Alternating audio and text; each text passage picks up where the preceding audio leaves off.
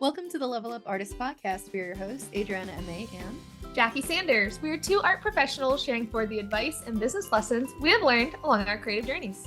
We talk to artists, leaders, and art professionals to demystify the creative process and discover new ways to succeed as a career-minded artist. If you find value in these conversations, please go ahead and subscribe. This will help other creatives like you find our podcast, and you will be notified when we drop a new episode every Tuesday. And on today's episode, we are really excited to welcome Nino Yuniardi. Welcome, Nino. Yay! Well, thank you for having me. This is great. I haven't seen you for a while, so it's great to see you again. I'm happy to chat. Yeah, we're so excited to have you here. We're going to talk about a whole handful of things, including your artistic journey, how you balance multiple careers and responsibilities. And for a bonus segment on our podcast supporter page, we're going to talk about advice for teaching other artists. But before we dive in, let's go ahead and share with our listeners a little bit of background information about you in case they're not familiar with you or your work. So Nino was born and raised in Indonesia, where he spent his childhood exploring the bustling city of Jakarta, the rustic backwoods of Java Island, and later the refreshing atmosphere of Seattle.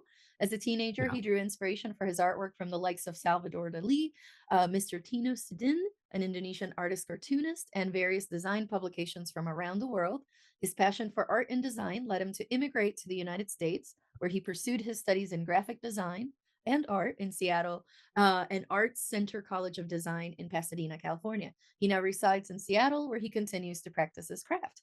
Nino's artwork has been featured in gallery exhibitions, various art courses, private collections across the United States, Australia, and Asia. Additionally, his paintings and digital murals can be found in several locations throughout Amazon's headquarters in Seattle. It's so cool, Nino. That's so cool. fake. No, just kidding. Of course, that is the very formal intro for our listeners. But Thank Nino, you. Bye. Yeah. Yes. How would you describe your Awesome. work to someone who's never seen it before? My work. I see. Colorful, fun, intuitive, and I don't know. It's a balance between design and art, I think, together, and the balance between expressiveness or busyness and simplification or simplified things. Visually it's about balancing, playing with contrast in busy and simple. So that's the play, I think. I love that. And as I'm sure we'll dive into, and as Adriana alluded to in the intro, you do balance multiple disciplines in terms of your creative expression, graphic design, painting, but kind of taking us and listeners back a little bit to the beginnings of growing up. When did you first find that you were interested in making artwork? To be exact, no, it can't be too exact, but roughly around when I was 14 years old, I found the love of painting. But before that, just like any other kids, we draw, we play with paint, crayon, whatever. But then, around that age, around 14 years old, I don't know who gave me the first acrylic paint. I'm sure my parents bought it, but I didn't remember why. But I started playing with it and just loved it. So I went to my room usually to paint if I had a fight with somebody or something, either fight with my mom or something happened outside that upset me. I went to my room and paint tulip, different flowers or scenery like beach, boat, things like that, and that helped me regulate the things that's happening. So that's how I started to feel like, hey, I think I love making this, didn't think much of it, but I just loved it. And then from that on, I kind of ignore all of the school subject. I was like, I just want to paint. That's it. It was kind of dangerous, I guess. But and then from that on, like I was just looking at Dali's work a lot, and my work has been kind of have that tone. I know Dali didn't paint any tulip or anything, but there's some scenery that I did. It's a little bit of very moody, just like Dali's work. And I think that notion of regulating my mood, I think helps that, maybe that's how I gravitate toward his work. I think because it's so weird and also have that moody quality to it. Yeah. So that's how I started it. And yeah, and then slowly becomes, a thing for me. Yeah. Yeah. Okay. I have a couple follow-ups from that. Yeah. So moving from a subtropical island of Java, Indonesia, right? In Asia, for Hmm. those that may not know, to Yeah. the west coast, northwest coast of the US. It's a huge change. I mean, we're talking different Yeah. language, different weather, different culture, different food, everything. Hmm. And you were a teenager at that, right? Yeah. Um, what kind of impact did it have in your art? And with that, I have, a few things with that. It's like I'm interested in knowing, so you mentioned you were doing some representational type work, right? Tulip, Hmm. landscape, etc. Yeah. And then one of your early influences was a cartoonist. Um, Yeah. did the abstract art already start in Indonesia, or was that after you Mm, moved to the States? And did the move to the yeah. States have anything to do with that? Yeah. I don't I never thought about it that it had any impact. It's just part of the evolution of my work, I think. I so so I moved to the States for um to study design. I never thought I would make paintings more than I just love making it. And um so I moved for design school. I wanted to paint, but then so I went to the route of you know like m- uh, test every single art or design courses there is. So I tried graphic design. Um, I didn't try culinary art, but illustration. A little bit of paintings, uh, advertising, all of those, to figure out what is the best thing for me. And then unfortunately, I never thought like painting is the thing for me. So I ended up doing graphic design. It was communication design at that time in Seattle, and then I moved transferred to Pasadena for graphic and packaging. So I like tactile things. At the same time, I also take courses here and there on the like motion design and a little bit of web design. Well, maybe there's no web design at that time, but it's more like CD-ROM design. I don't know if you Mm-hmm. heard that Yes. thing, a shiny circling thing that's going around.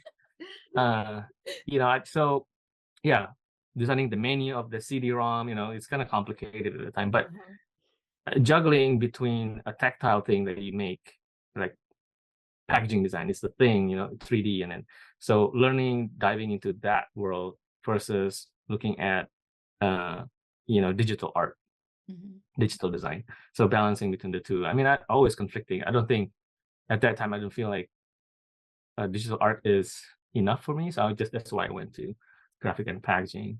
At the same time, I still doing um, art on the side. It's painting just for, again, regulating the thing that I feel, similar reason since I was a kid. So that's continue on, but never thought it would be, I would do this to for a living kind of thing. Right. Mhm. Um, yeah. So, but to go back answering your question about abstract art, um, I think the hint of abstract art happened at school when um, I took like a poster course, like creating movie posters and things like that. And I was so frustrated with my direction.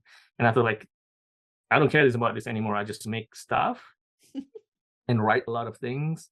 And after that, I look at it, it's kind of black and white and grayish, but it felt good.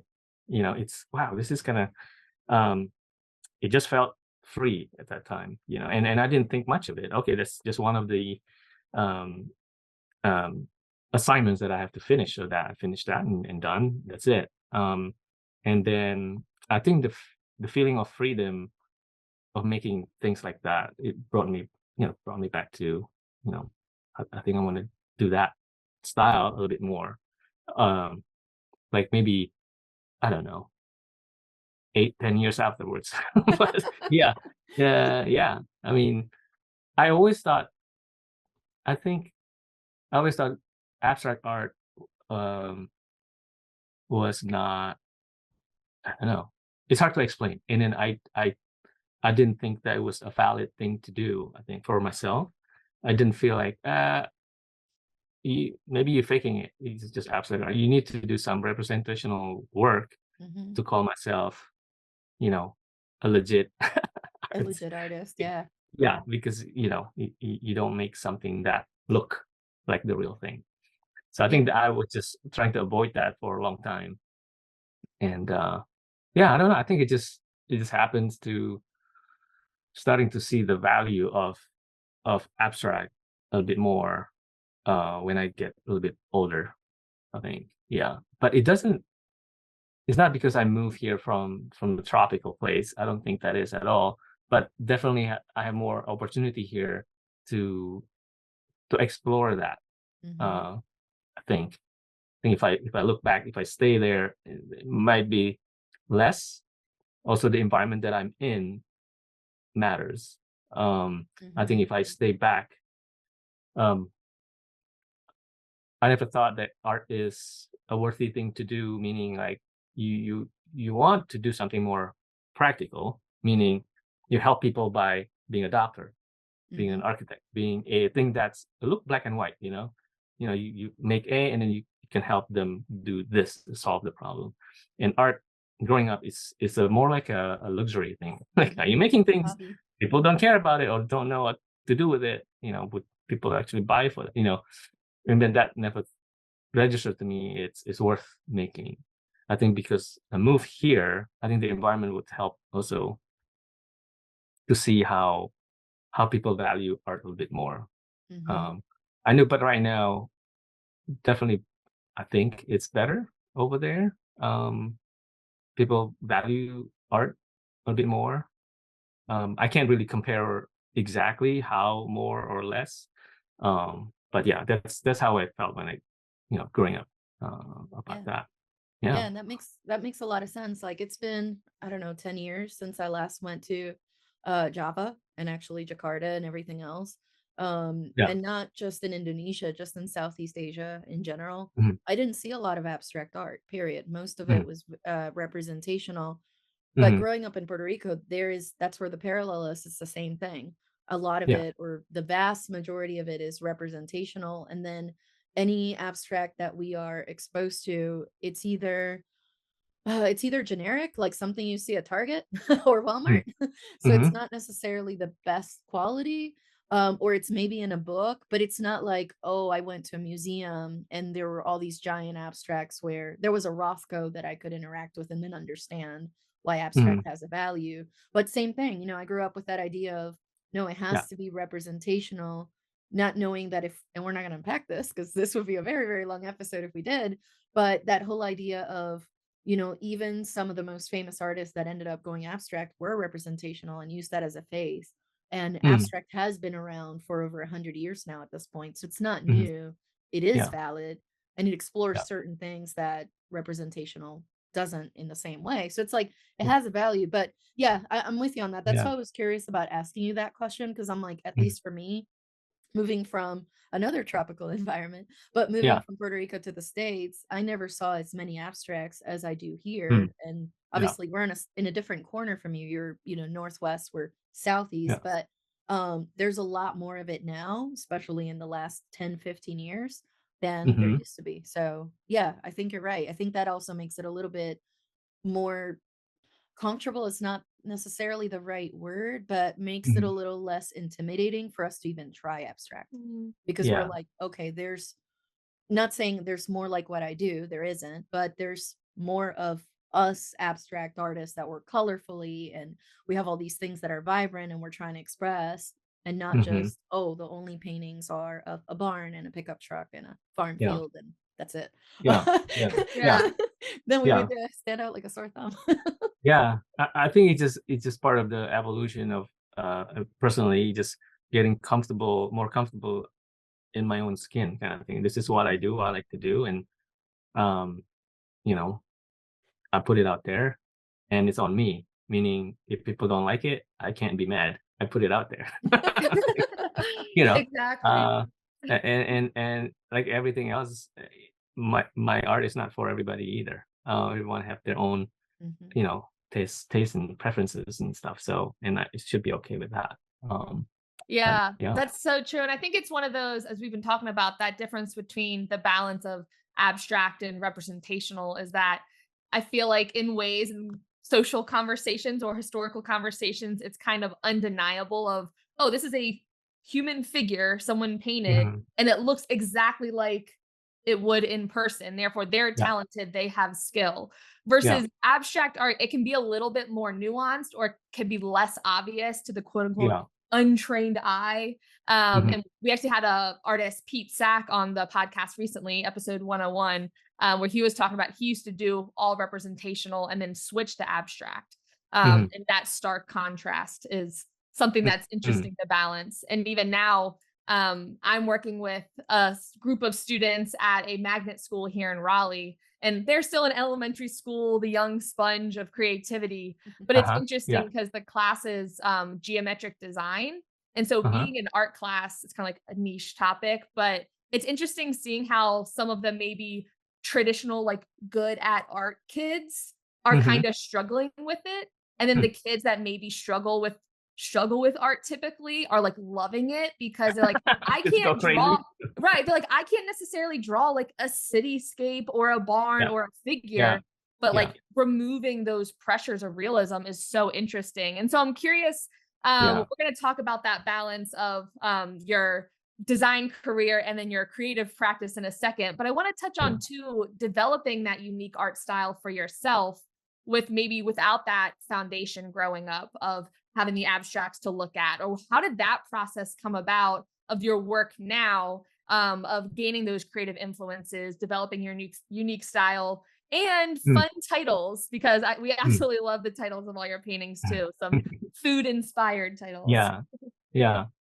Um, as far as unique style, it's a tricky thing finding style, I think. I don't have specific like formula, do A, B, C, and then I find the style. I think it's an I feel like it's a always evolving thing. And I usually just stumble upon because I try a lot of things. I guess that's the formula.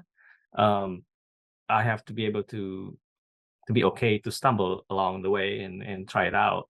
Um, sometimes I look at other artists and see, oh, that's cool. I want to try that, and I can copy it exactly.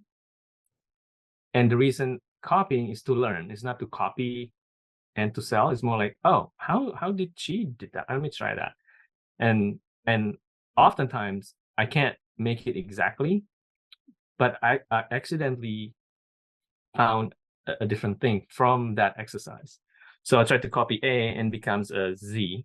And oh, I guess that's the style, you know.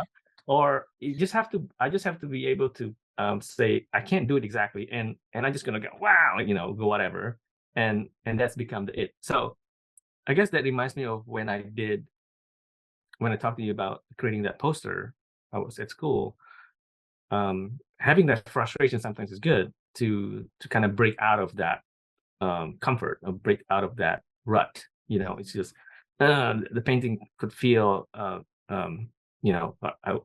overwork this thing or it's so stiff.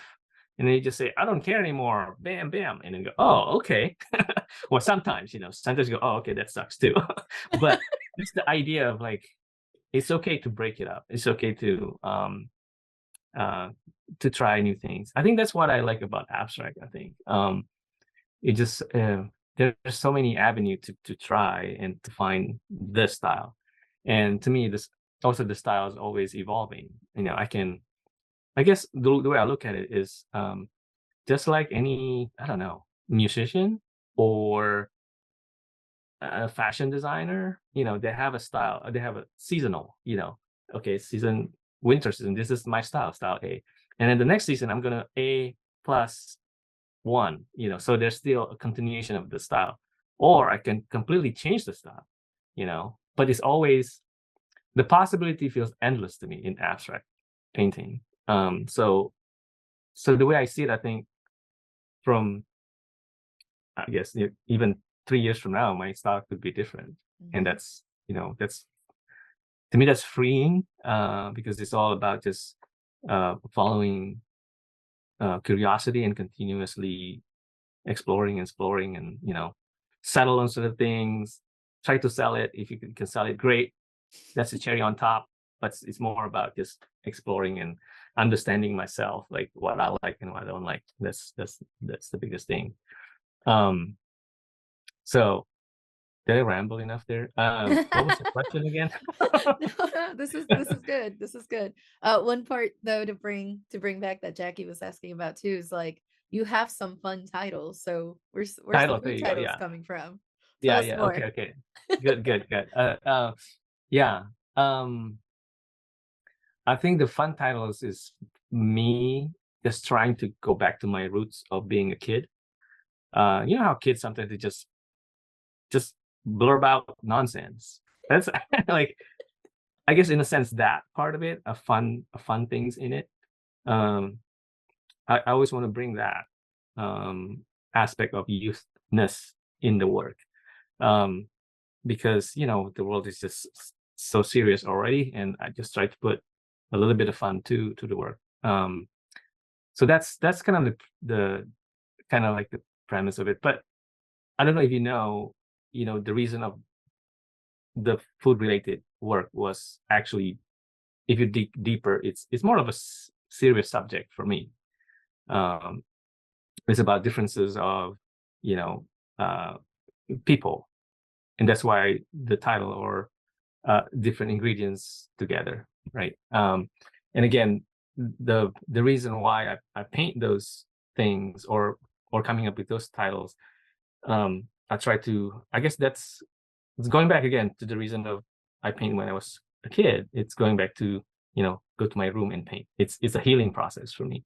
And the food series is kind of that. It's going back to my childhood, growing up, you know, trying to fit into the world. I was like, I grew up in the neighborhood where I'm the only kind of Chinese descent kid. And I felt so different. Being different is okay, I think, but the hard part at the time was all the kids in the neighborhood just calling me names for no reason. They just being mean about it. And for a long time I didn't think like much about, I just, because my parents always say, don't worry about them, don't listen to them. It's always kind of like, don't make it, make them ruin your day, kind of thing, which is kind of good. But looking back, I think it's, I don't like that in the world, I guess. Yeah. And I heard this story over and over again, not just me. I think it's pretty common, but just because it's common doesn't mean it's right. I think, kids bullying other kids are, you can argue that's pretty pretty normal. Well, depending on the relationship between them. If it's only friends, they can call each other to be friendly, right? It's just the way they, especially boys, they can call things for fun. But if you don't know each other, it's a stranger and you're calling names, I don't feel that's right. Mm-mm. And I just like that. To me, that is my story behind the work, and I go back to sort of like, that's my healing process. Um, and and I don't want to create the work that talk about that explicitly too much, because it's just too serious for me. That's why I put the fun thing on top of it, and that's how I can continue working on it, because I kind of like thinking about, not really thinking about, like, I'm not feeling sorry about that part. I just want to have that meaning underneath the piece. If people like yourself asking, we can talk about it, but if not, don't worry about it. It's like, it's just fun dish title pieces, and that's it. So yeah, so that's the title. Yeah. Um, No, I love yeah, that. It's like you can you can process internally what you need to through the art, but the paintings themselves are open enough to interpretation that people can bring their own meaning to them. And to Right. give context to listeners who may not have seen your work, I mean, some of the titles we're looking at are things like strawberry milkshake with kale chips, or blueberry cheese Yeah. pie with carrot juice. Or I think one of the lines, this is an oldie but goodie. Sorry if I got the title wrong, but it was something like banana ice cream with squid ink. And it was Yeah. what? Yeah. I I mean, mean, if you some think of the about it, titles right? you just go like, I would never eat that, but also wait, I need to No. know more. But And also, also I it could helps Yeah. to see it. describe. Yeah, and it helps describe. Literally by seeing the Mhm. title, I know what colors, main colors of the painting Mhm. a lot of the Yeah. times. Yeah. I You mean, can you can already like imagine the imagine kid. the cartoon happening on like the after school special of like an ice cream sundae that's underwater. I love it. Yeah. Yeah. And I Yeah. I love mean, that idea too that you mentioned of the layers of meaning that abstract work can have. I mean, realism mhm. certainly can as well, Yeah. but I know that's one element of abstract work that I'm very attracted to that I think we probably all share of there are these layers of meaning that people can digest however they see fit or how you as the artist want to share them, right? Where it's Mhm. okay, you could come see this painting and say, "Wow, this is just a super cool, powerful painting." And I'm having a Mhm. response to it, but I don't really know why, which I think Yeah. is probably a comment that we all get all as abstract artists a lot of like, Yeah. I don't really get it, Yeah. but one, there doesn't have to be something to get if you don't want to Yeah. get anything out of it. You can just enjoy it and move on. Yeah. As you mentioned Yeah. earlier with music, you don't know why you like a song, you just like Yeah. it. Like if you want to Yeah. go into the psychology of different chord progressions and why these make you feel a certain way, we can go there. Or you can say, I Yeah. love this song. It's great. You can go into Yeah. color theory and principles of design and all these things. But I, Mhm. I love the idea of that the hidden layers of meaning and representation that we as artists have with our paintings that Mhm. it can be the same that a collector or a viewer has with the painting or it can be something totally different Mhm. and Yeah. that's okay too but for a lot of us as artists having those potentially darker potentially more layered meanings between these Mhm. light colorful final pieces is often what keeps that as you mentioned numerous possibilities rolling which I think Mhm. is Mhm. very important for many artists in their creative process. Yeah. Yeah. Mhm. Yeah, Mhm. and I like to think of art as food anyways, or visual art is a lot like food. It's like you don't have to like everybody's cooking, and also you can like it and not Yes. know how it was made, and that's okay too. Yeah. Like you can eat a Yeah. cake or a bread and not know how to make bread or make cake, Right. and that's okay Right. too. Right. It's just Yeah. bring to it what you will. But Yeah. it's that's the art side. I do want to ask you about the career side. If I'm not Mhm. mistaken, you Mhm. like you said, you have an education and a career currently, right? In graphic Yeah. and UX design. Mhm. So there's a lot going on, but I do want to ask you at what point, did you start seeing the art side as something more than a hobby? So you've mentioned you've been doing it since you were a kid, even, Yeah. going through school, doing the more commercial Mhm. side of it, if you will. Painting was Yeah. still a side thing. When did that Yeah. start changing for you where you're like, wait a minute, maybe a gallery, maybe I could sell, Yeah. maybe I could, yeah. Yeah. Good question.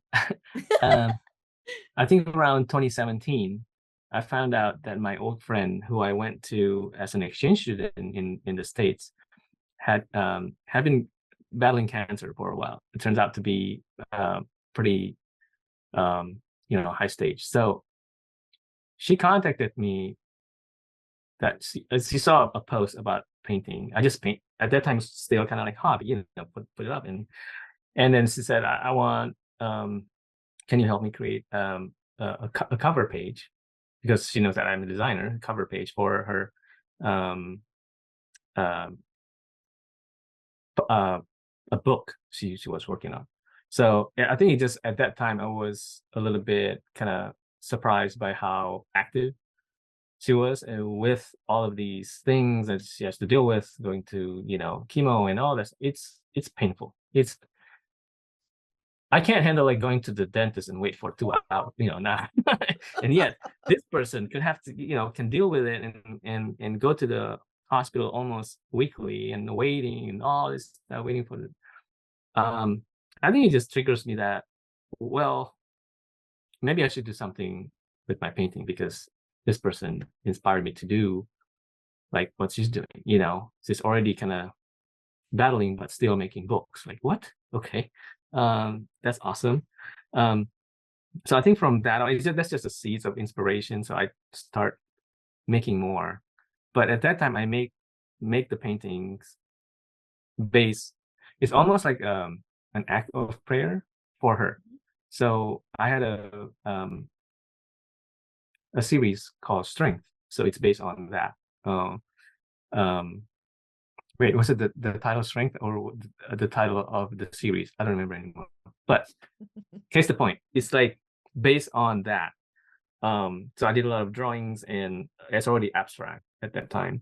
So I think it's based on that, and it started organically kind of grew. And also at that time I found out about Art to Life Mhm. um, Academy. So I took that class, and then it helped me kind of like, I guess, figuring out, oh, abstract is actually legit. You can make abstract. It's okay, you know, and start practicing that way. And and yeah, I think it just slowly grew, and I like it, and then posted, and got good feedback about it. People started That's how, asking you to buy it. yeah, I just start, slow and steady, really. And then at the same time, still doing my design work, and both kind of supporting each other, between the UX work, graphic design work, and paintings, because my design, like my UX work, um focus more on visual side. So everything is about visual, and basically how I would bring what I like to call it, like, how can I bring a little bit of soul into the soulless software? Because in software design, we always think about how it works. All has to work, right? Has to be easy. Um, it has to work. But sometimes the visual part is at the end of the process, or put it on the side to, like, don't worry about it anymore, or just give it to somebody to make it pretty. That happens a lot, and slowly, once the UX world get mature and mature, um, the soul starting to kind of go on the top of the list, saying, the look and feel is also important as the Mhm. whole experience. That's why they call it user experience. How you experience the whole thing is not just how it works, but also how it looks and how it feels. So the whole thing's kind of like, it's interplay, with how I create my art as well, and how I packaging it and how I send it. The whole thing, to me, if I look at it from the business sense, it's a user experience as well, Mhm. but it's more tactile things, from somebody's buying it from the website or calling me, the interaction between me and the buyers from the beginning to the end until they got the package. To me, I see that as the whole experience buying artwork from me. So I guess my design side helped me understand the painting business side, and my design side also understand how I can bring the soul, the look and feel into the design side. Yeah. So that's how it Yeah. works. I absolutely love that, especially as a fellow full-time artist with a full-time day job, as I phrase it. Yeah. Two Often jobs. there are often those parallels where you're like, oh, like my day job work is strengthening my art and art business, but then my art and art business are strengthening what I'm doing at my day job. And I Yeah. think if you can find that balance, it's can be super, Hmm. super powerful. But logistically, there are some hurdles, of course, of having two Hmm. full-time jobs, essentially. One of Yeah. which where you're the entrepreneur doing everything. You're not only making Hmm. the paintings, but as you just alluded to, you're listing them on your website and packaging Yeah. them and making Yeah. connections with collectors, and having a large social media following. So, how do you find that you balance those things from a time management standpoint or a prioritizing of task standpoint? What has that experience Um, been like? yeah. Again, good question. It's, this thing, sometimes I don't think about it. It just really flow. I would say I'm not very organized, a spreadsheet type of person. Uh, my my point of view is always, whatever I do, it has to feel naturally flow in my into my workflow, daily workflow. For example, I post on Instagram usually at 5:30 or 6. And I didn't schedule that. It's just part of my flow. I work at the end of the day. If I have something I want to share, post it roughly around 5:30 to 6, because that's kind of like I'm looking at I have a full-time job, right? And that's usually 9 to 5:30. That's the normal thing. Then after 5:30, I can post. You know? I mean, luckily my job doesn't have that punch card. You have to be here a certain time. It's not. Then again, that's the key, right? When if you can do this kind of work, find the work that doesn't require you to be a certain time or a certain place, even better. But they're more value the contribution that you do, like the work that you produce. It doesn't matter when you make them, as long as it's hit the deadline. And if you have a meeting, you show up for the meeting. It's Yeah, and I think especially in creative fields that and with I mean, a lot of jobs turning to remote work with COVID or even just in recent yeah, years, that's I'm thinking seeing the trend of that being a little bit more of the way that companies work in terms of yeah, that flexibility, especially in creative industries like yours, designer or marketing, to where it's people don't always have their most creative energy from 9 to 5. You'd be like, no, if I get up at 6 no, a.m. and want to start yeah, working, like I'm just gonna do it. And then yeah, might be painting yeah, at 3 PM, but yeah, I think right. that's the key. It's finding that fluidity of these 2 Hmm. ever evolving hours of Yeah, I mean, eight to nine kind of work schedule, if I'm not mistaken, was based on factory structure. Mhm. Mhm. So that's like an old ways of working, or still depends, right? If you're in a restaurant, sure you have to do that kind of, or again in factory and restaurants, those kind of things, or stores, you have to work at that hours. But more and more like a tech worker, for us, luckily, it's pretty flexible. Mhm. Right. Unfortunately, we have been a lot of layoffs lately in tech companies, Mm, mhm. which also brings me to like an awareness of having a side gig Mhm. is it's important, I think. Mhm. The trick is have to balance it, right? Um, but it's just like there's no safe jobs. I don't think safe is the thing, you know. Mhm. People got laid off. I'm 20 years, 15 years working in the tech industry, they got laid off. And it's Mhm. like, what am I supposed to do now? Yeah. So I think balancing the two jobs, Jackie, that's a good thing. I think. Yeah. Again, so it depends on your employer, right? Yep. Mhm. Um, they need to understand that too. I think it doesn't matter if you're a high manager or individual contributor. Like you just have to. I don't know. I mean, it's good to have that muscle of um a side gig muscle. I Yep. think it's Yeah. good for the company too. I think you're just agile about working, and but anyways, Yeah, um, there's a quote I heard a few years back, and it kinda stuck with me. It was more in, mm, like, the corporate space, but they're like, if you wanna get something done, give it to the person that has the most to do. mm, Because often they're better at prioritizing their time blocks and working very mm, efficiently, which I mhm, find I almost work that way too. If on my to-do list for the day, I have like 2 things to do, I'm gonna mhm, take all day to do those 2 things. But if I have uh-huh, 10 things to do, yeah, okay, I have an hour for this, I have 30 minutes for this, and it's kind of that balancing of the tasks.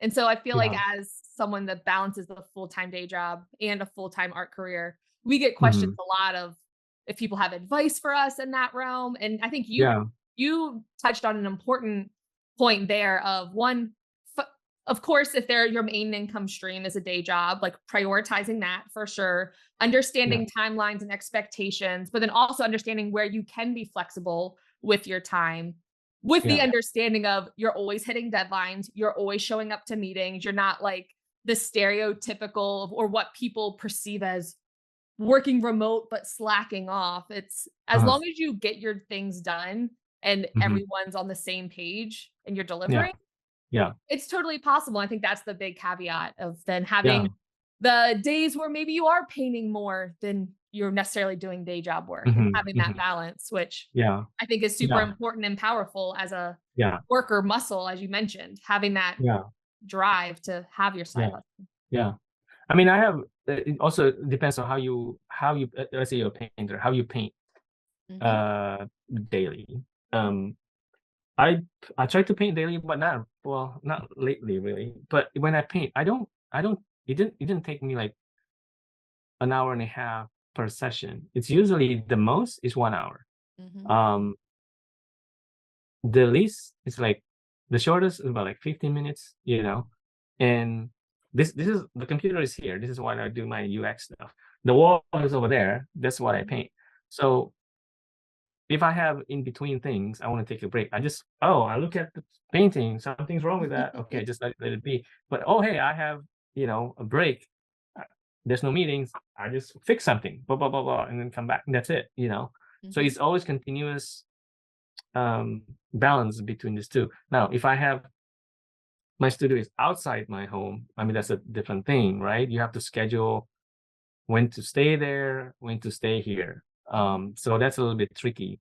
But if it's in the same room like this one, to me, it's like easier for me to balance because and also it depends on who you are too as a person. I'm very organic.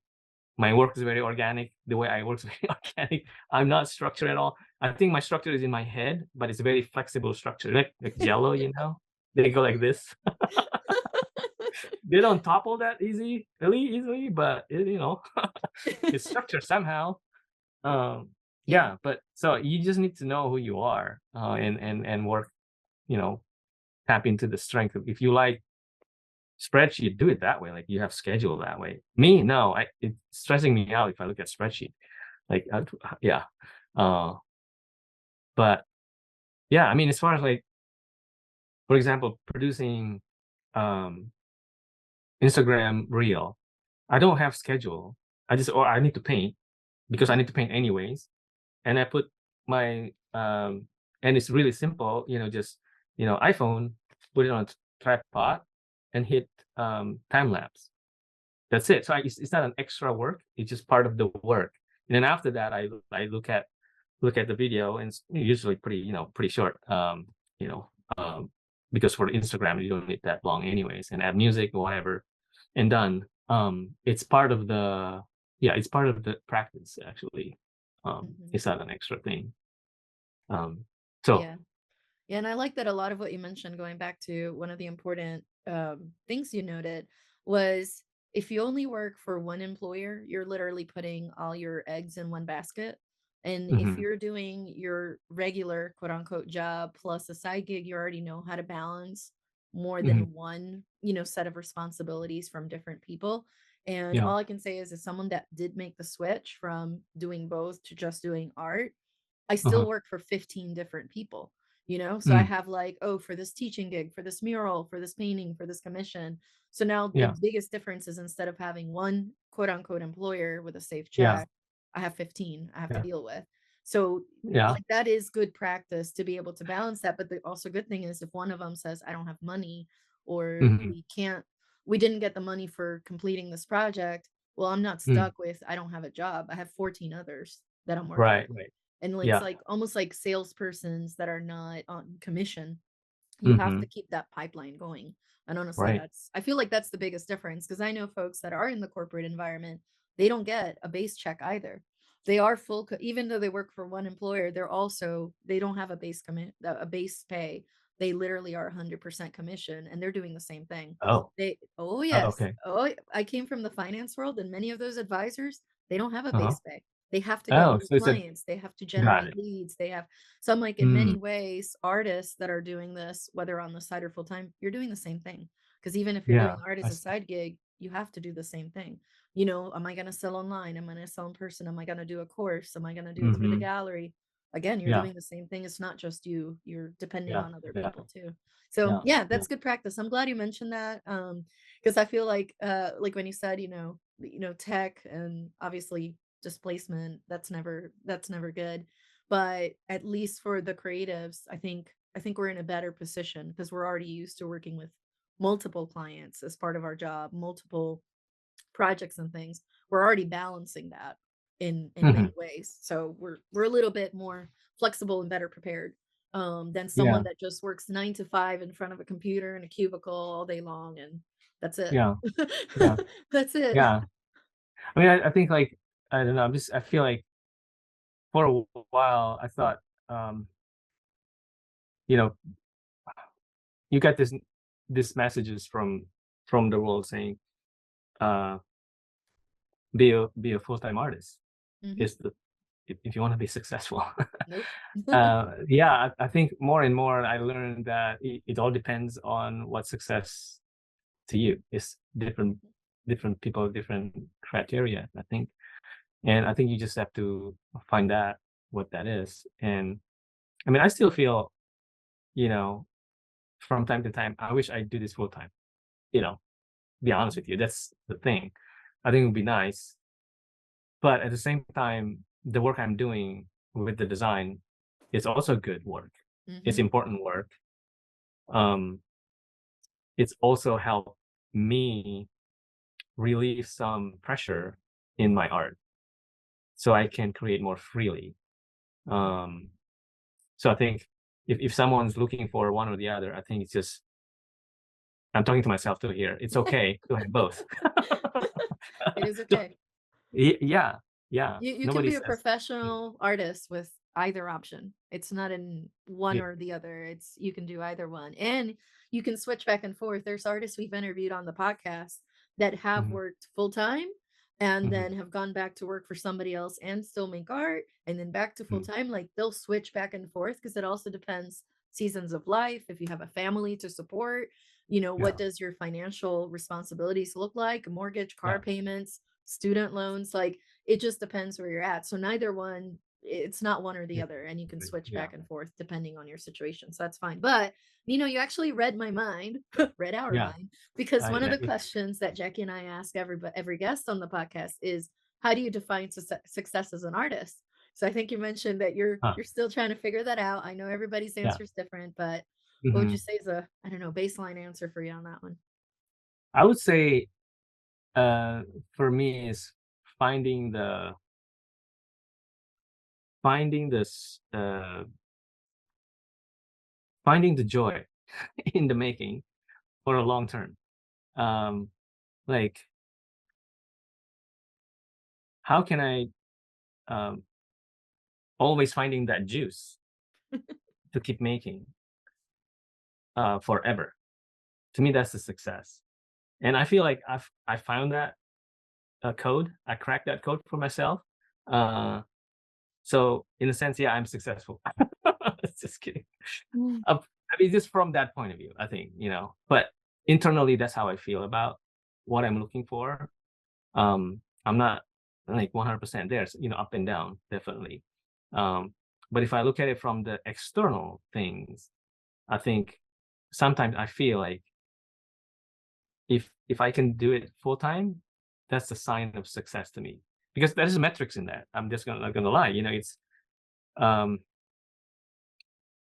I need to pay bills.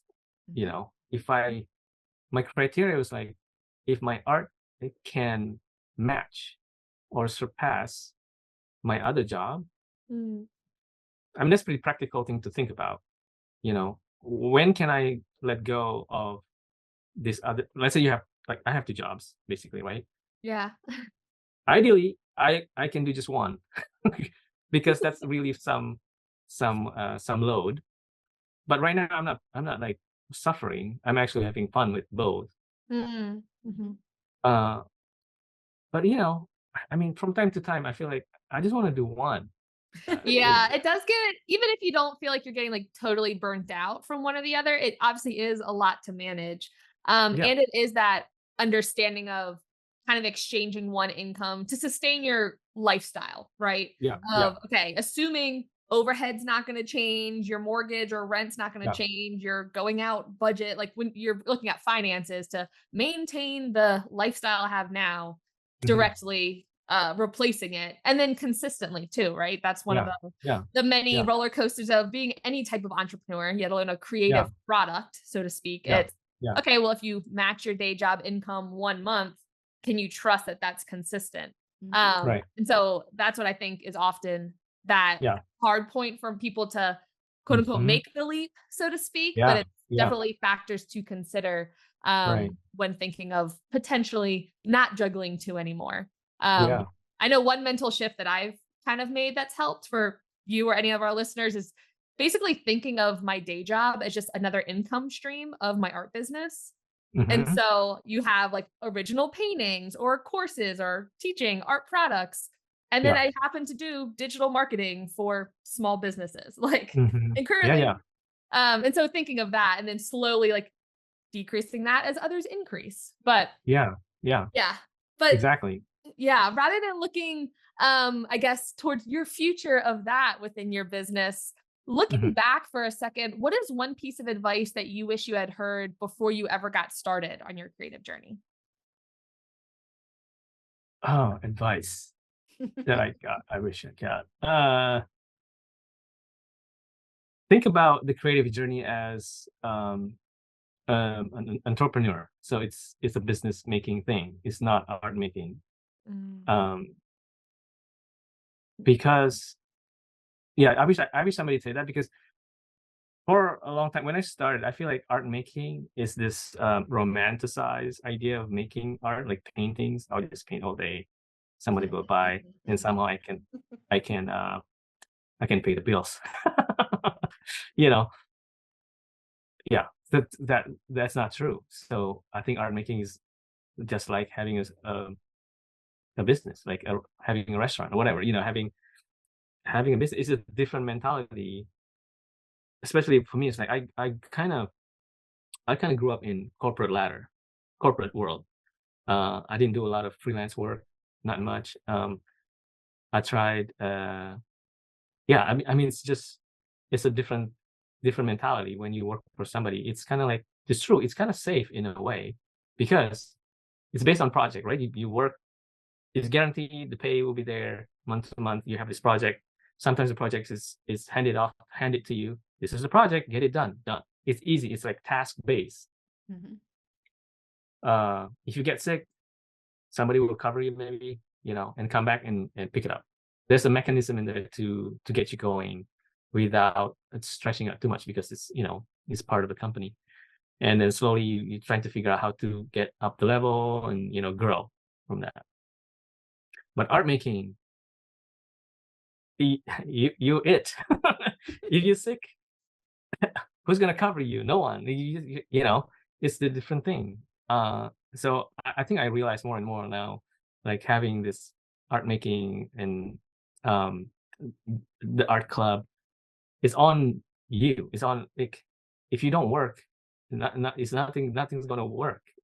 So it's just a different stress level, and I can see the contrast between the two, and I think it's a healthy thing to, at least for me, experience the two and feel even even looking at money, I can look at the money differently because I have these two experiences, you know. Um, yeah, Yeah. I know. No, That's I love I, that. I No, wish that's I wish very somebody told me that it's not that glamorous. But no, no, it isn't. It's like coming from the corporate environment, like I didn't do art school, I did business school. So I did Mhm, get some of that early on as part of my mhm. education, but I didn't think that could apply to art. And it took many years for me to realize, wait, the parallels are there. If you want to run your art Yeah. business in a way that it sustains itself, you can't just be in the Mhm. studio all day with nobody knowing you exist or what you make. There is a Right. business side to it. And Mhm. there's also a consistency that needs to go with it. So it's almost like, to make a simple example, I hope the math works out, but there we go. Say you have an Mhm. artist that says, I want to make $48,000 a year. That's Mhm. $4,000 a month. Are you making Mhm. $4,000 worth of paintings every month? Because if all Mhm. you made was one little painting that was $700, how are you going to make Yeah. 48,000? Like it just, Yeah. like you have Doesn't to add up. Yeah. reverse engineer like a business would, like an entrepreneur would, like a big Yeah. company would. They say, here are our goals for the quarter or for the year. These are the Yeah. benchmarks we need to hit each quarter. So as Yeah. an art business, as an art person and Yeah. small business owner, Yeah. a lot of artists I don't think realize you have to do the same. How many paintings of what Exactly. size do I have to sell Yeah. every month to hit Yeah. my goal? Especially if you're looking to switch jobs, you have to do the Mhm. math, Yeah. whether you Yeah. like Yeah. math or not, or pay Right. somebody else to do the math for you. But it's like Yeah. you have to look at that. So I'm glad you Yeah. said that. And this is different too. I want to mention for those folks that might be, oh, I don't want to think about money while I'm painting. We're not talking Mhm. about that. We're talking more about Yeah. how often do you paint and create, to support your financial goals if that's Hmm. important to you, Yeah. not Yeah. trying to make a painting because you think it will sell. That needs to stay out of the studio while you're making. That's different. Yeah. Yeah. But Yeah. no, I'm glad you mentioned that. You can't Yeah. sit around and wait till you get inspired. That would be like having a corporate job and sitting at your desk and going, I just sit here and I wait till I get inspired to finish my job. Yeah. No, Yeah. no, you're gonna It's get a fired job. if you It's a business. Yeah. I think we just have to, you have to decide this art thing, what do you want to do with it? Where do you want to go? Do you want to make it a business, or Uh-huh. is it a self-expression thing that you want to do on the side? And that both are okay. You just have to decide. That way you don't get disappointed. If you decided to want to be a business, like you said, but you just work only when you get inspired, Yeah. there's no product to sell kind of thing. And Yeah. also, trying to figure out how many eggs in different basket I should have so it can sustain all of the ups and downs. So yeah, Right. I mean this is the first thing first, like you have to decide what do you want to do with this thing, and then Yeah. go with that. Yeah, So absolutely. Absolutely. Another question that we like to ask everybody is if someone randomly hands you $100, what would you splurge it on or invest in? It has to be something that brings you joy and relates to your art or business. only 100? Come on I now. know we may have to adjust it for Seattle, but it's like New York Ah, City. We might have to make that 300, Yeah. but let's just Adjust. go with yeah, 100. That's an easy number for people to think about. I would probably splurge on uh, Montana markers? n- new paint, new something. Like I'll go to the art store and find something new that I haven't tried and buy that. And then it's like, okay, I can just waste this $100 if it doesn't work, but just trying some new tools, $100. I don't know I mean, oil stick is expensive, isn't it? Uh-huh. Uh-huh. So am I not gonna get that one? Well, depending Uh, which brand you get. well, the most expensive The one, like, RNF and the Senate liaise, you can yeah, only buy like four for okay, $100, I think, and there then you you're go. out.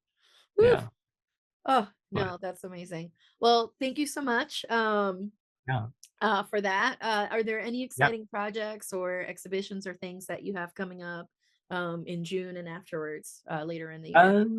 Yeah. Well, I have a Spice Art Club.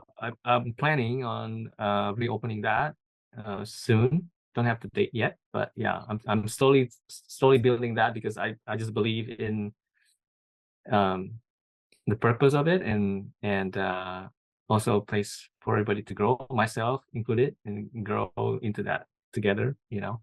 Other than that, I also work on was different project uh for design agencies like companies.